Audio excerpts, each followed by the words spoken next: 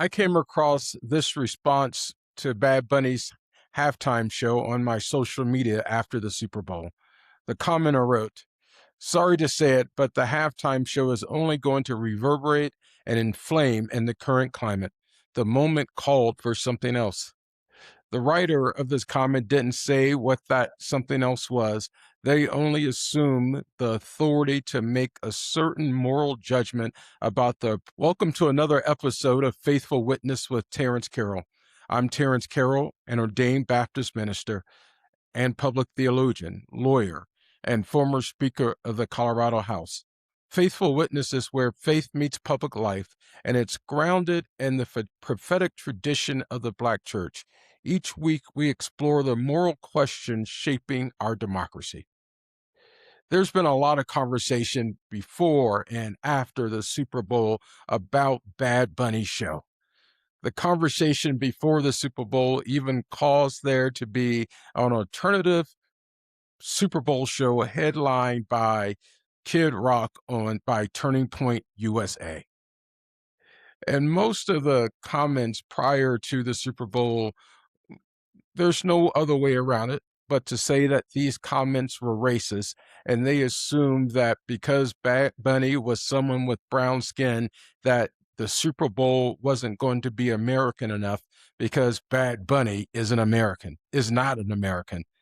The funny thing is, Bad Bunny is from Puerto Rico, and for those of you who are unfamiliar about America's colonial past, Puerto Rico was a colony, now is a territory of the United States, and by law, Puerto Ricans are American citizens. But for those folks who are racist, racists are going to racist. They're going to do their thing, and they're going to continue to racist all the time. As Taylor Swift once said, haters are going to hate, hate, hate. Racists are going to racist, if there's even a way to actually say it. But in the aftermath of the Bad Bunny show, there were a lot of folks who were like, I don't know if the Bad Bunny show was appropriate, as this commenter was. I don't know if it was the thing that we should have in the current climate in the United States. For the record, I did watch the Bad Bunny show. I enjoyed the Bad Bunny show. I didn't really understand a word that was said, but the vibe and the feeling and the visual experience was something that I believe that we needed right now. I've seen Bad Bunny in person. It was a great show in person. Still didn't understand a word that he said in person at the concert. If it wasn't for my Spanish speaking friends there, I wouldn't have understood a word that he said. But I still enjoyed the show because I experienced something I otherwise would not have experienced. But the folks here who, and this commenter, I know who it is, and I'm not going to say their name. You can look above on the screen and see the actual comment so that you know that I'm not making this up, that someone actually wrote this, that they think something else was appropriate for this time and for this place.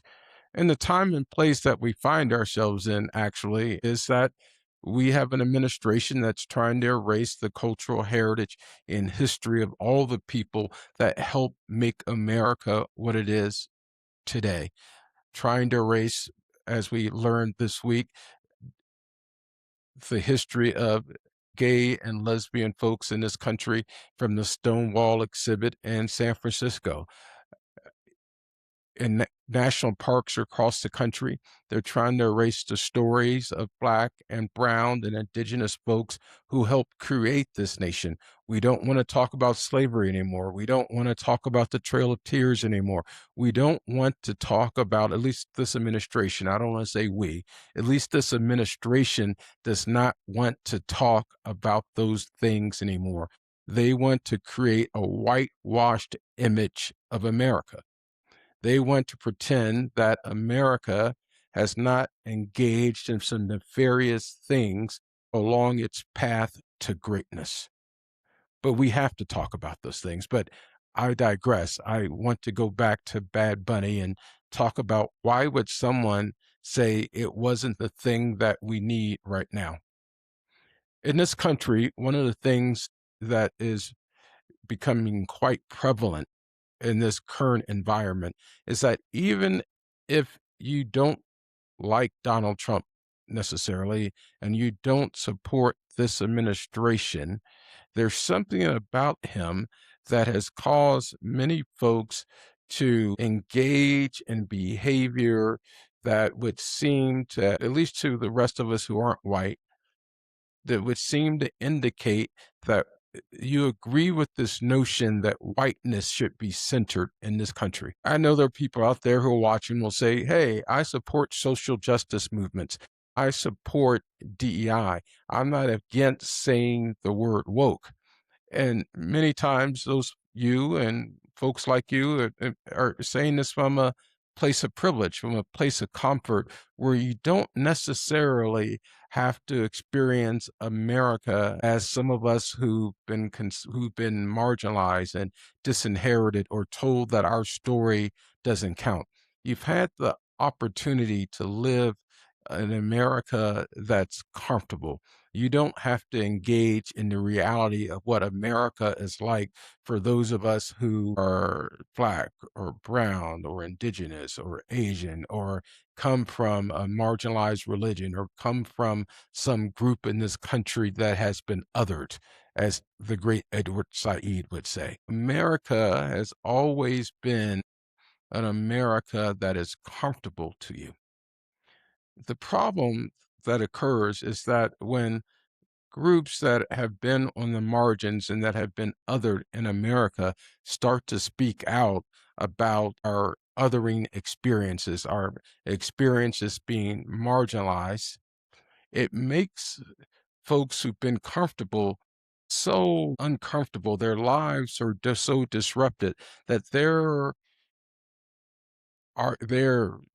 belief that they're fighting for social justice with us ends at the point that our fight for social justice makes them feel uncomfortable.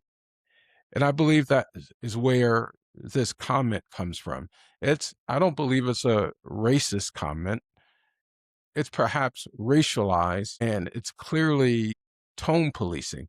And I say it's racialized because I suspect what made this person uncomfortable and say that it wasn't appropriate for the moment was that the cultural cues that were embedded throughout the halftime show were not normative for white society.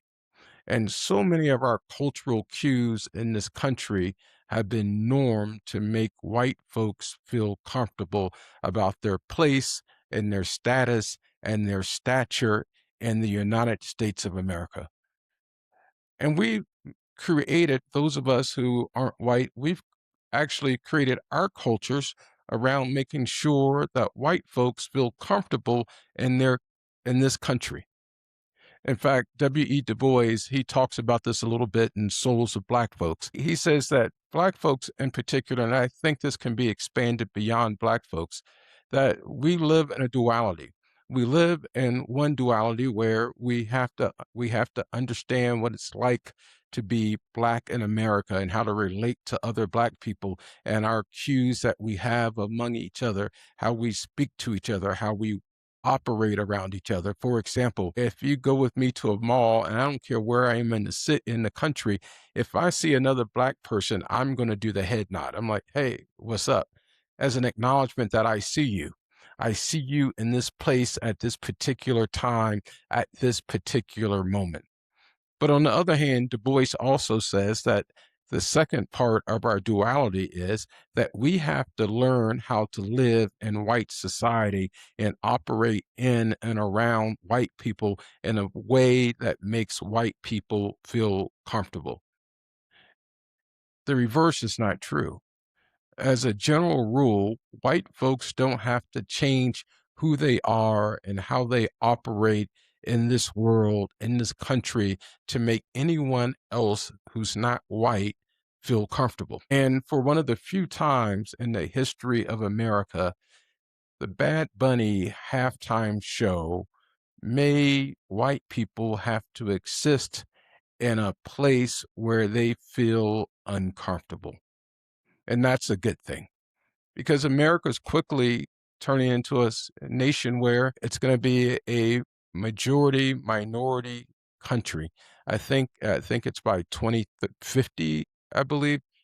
Please fact check me, but that's what's going to happen here in the not too distant future. And if you listen to the cries of the white supremacists and the Christian nationalists, one of the things that they yell is that you're not going to replace us. And they call for this remigration thing, which is one of the reasons that this administration fought so hard for white South Africans to be admitted with very little vetting, without any of the other bureaucracy that most migrants have to go through to get into this nation. And they shut the door for migrants of color who are coming from legitimately war-torn places, legitimately coming from places where they're at fear for their life, but they happen to be the wrong color. But back to Bad Bunny. Bad Bunny made many folks uncomfortable because they had to sit in the fact that America is a multicultural place, that it truly is this melting pot where we all have to live here together.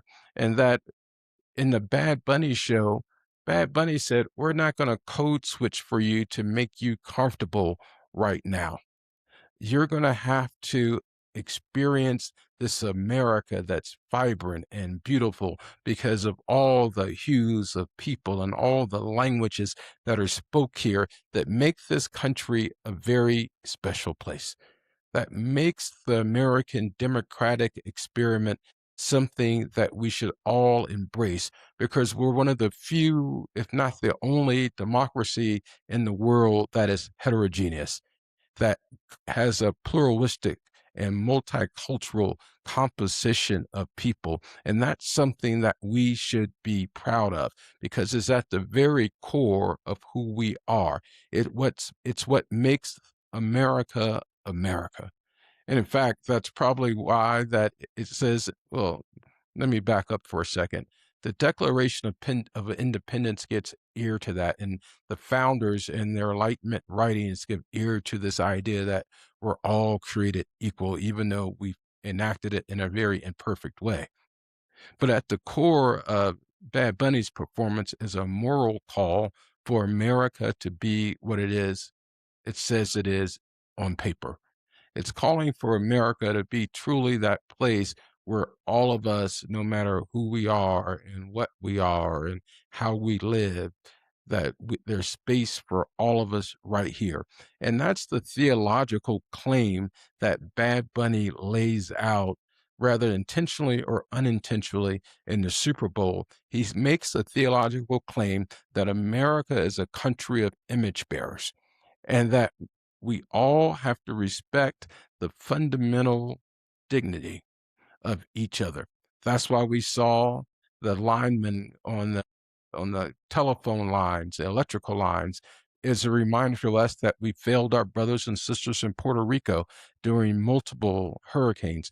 That's why in the closing song, it was so mournful at the same time it was joyous, because we have a migrant who was wondering if they're ever going to see their family again and worried about the erasure of their culture.